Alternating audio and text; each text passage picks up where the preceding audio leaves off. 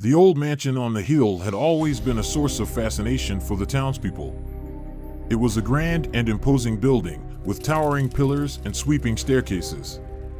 But it had been abandoned for years, left to crumble and decay. One day, a group of strangers received invitations to spend the weekend at the mansion. The invitations were vague, with no name or signature, but the guests were intrigued nonetheless. They arrived at the mansion on a Friday afternoon, eager to explore its grandeur. As they settled into their rooms, they discovered that each one had been outfitted with strange, ominous decor: a black rose on the nightstand, a cryptic note on the desk. They were all puzzled, but assumed it was part of the mystery weekend that had been promised. That night, they gathered in the grand ballroom for a lavish dinner. The guests were all dressed in elegant attire, and they ate and drank, laughing and enjoying each other's company. But as the night wore on, things began to take a dark turn. Suddenly, the lights went out, plunging the ballroom into darkness. When the lights came back on, one of the guests, a woman named Marie, was found dead on the floor. The guests were stunned, and quickly realized that they were trapped in the mansion with a killer. They knew that one of them must be responsible for Marie's murder. The group was comprised of 6 strangers: a successful businessman named Mark, an eccentric artist named Samantha, a mysterious traveler named Alex, a wealthy socialite named Charlotte, a retired detective named Robert, and a quiet librarian named Emily. As they searched the mansion for clues, tensions began to rise. Each of them had a motive for murder, and none of them trusted each other. It became clear that they needed to work together if they wanted to solve the mystery and escape with their lives. Detective Robert took charge of the investigation, questioning each of the guests and searching the mansion for clues.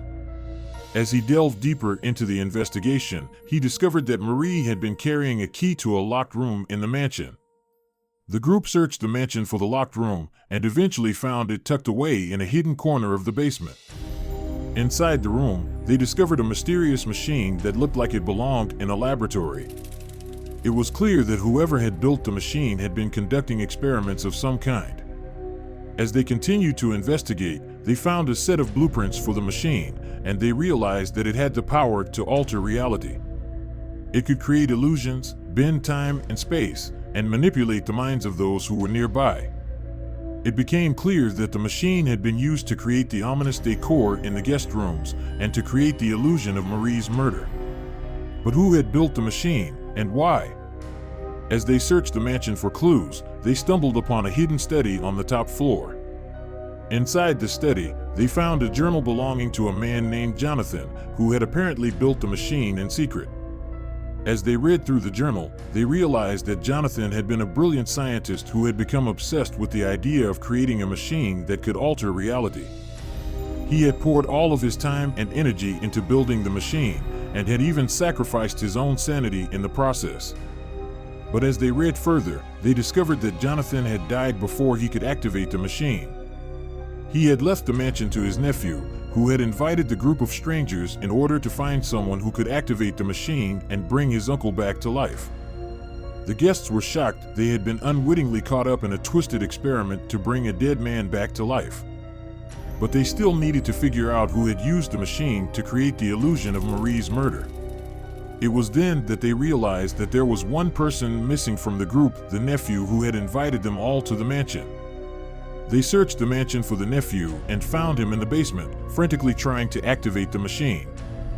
He had been the one who had used the machine to create the illusion of Marie's murder, hoping to convince the guests to activate the machine and bring his uncle back to life. The guests were horrified by the nephew's actions, but they knew that they needed to stop him before he could activate the machine and cause irreversible damage.